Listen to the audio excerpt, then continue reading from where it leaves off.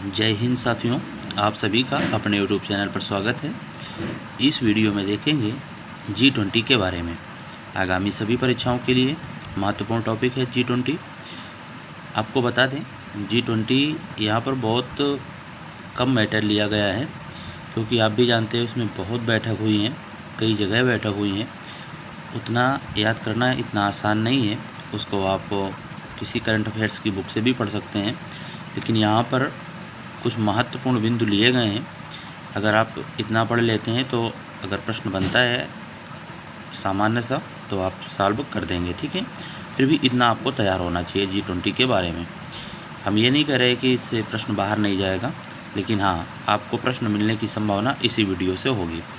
G20 के बारे में सबसे पहले आपको बता देते हैं, अगर पूछा जाए G20 में कितने देश हैं तो आपका उत्तर हो जाएगा 19। 20 नहीं होगा, 19 हो जाएगा। 19 देश। और G20 नाम को तो आप जानते हैं कि यूरोपियन संघ है, एक संघ है और 19 देश हैं। तो G20 में देश कितने? 19। यूरोपियन संघ है और अभी हाल ही में अफ्रीकी संघ को भी शामिल किया गया है। तो G20 में कितने?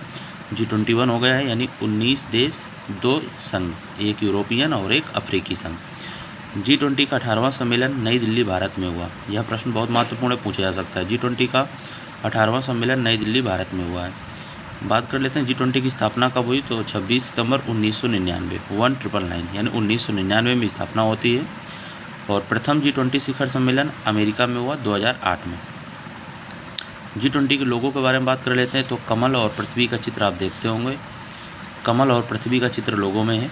प्रयुक्त रंग की बात करें अगर, तो केसरिया, सफ़ेद, हरा, नीला, 4 रंगों का प्रयोग किया गया है G20 के लोगों में।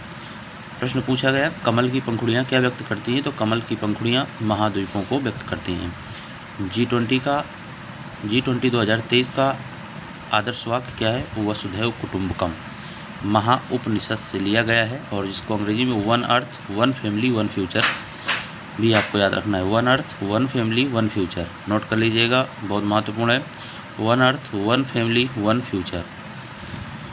बात कर लेते हैं कि G20 का सचिवालय कहाँ पर है, तो आपको बता दें G20 का कोई सचिवालय नहीं है। बात करेंगे अगले तथ्य की, तो G20 सम्मेलन 2024 की अध्यक्षता किस देश द्वारा की जाएगी, तो 19वें G20, यानी जो G20 2023 में भारत में हुआ है वह संस्करण क्या है? 18वां। तो अब होगा 2024 में 19वां G20 सम्मेलन 2024 की अध्यक्षता ब्राज़ील करेगा, और ब्राज़ील के राष्ट्रपति को यह अध्यक्षता दी गई भारत के द्वारा। लूला डी सिल्वा वहाँ के राष्ट्रपति जी हैं। बात कर लेते हैं कि ट्रोइका क्या है। प्रश्न पूछा जाता है ट्रोइका क्या है, तो ट्रोइका क्या होता है कि जो पिछले वर्ष अध्यक्षता करता है, इसके बाद आगे कौन करेगा, फिर उसके आगे कौन करेगा, तो यानी कुल मिला के अध्यक्षता सौंपी जाती है। तो इसके पहले भारत के पहले इंडोनेशिया ने की, इंडोनेशिया के बाद भारत ने, भारत के बाद ब्राज़ील ने। यही है ट्रोइका, ठीक है।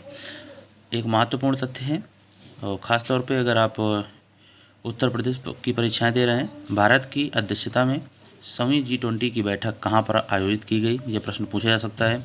वाराणसी। भारत की अध्यक्षता में 7वीं G20 की बैठक वाराणसी में आयोजित की गई। ये थे अंतिम महत्वपूर्ण बिंदु। ये है कि G20 का सिरपा किसे नियुक्त किया गया, तो भारत में जो G20 हुआ उसका सिरपा अमिताभ कांत जी को नियुक्त किया गया। जानकारी अगर आपको अच्छी लगी हो तो वीडियो को लाइक कर दें, चैनल को सब्सक्राइब कर लें, ताकि आपको ऐसे ही वीडियो मिलते रहें। फिर मिलेंगे किसी अन्य जानकारी के साथ। जय हिंद।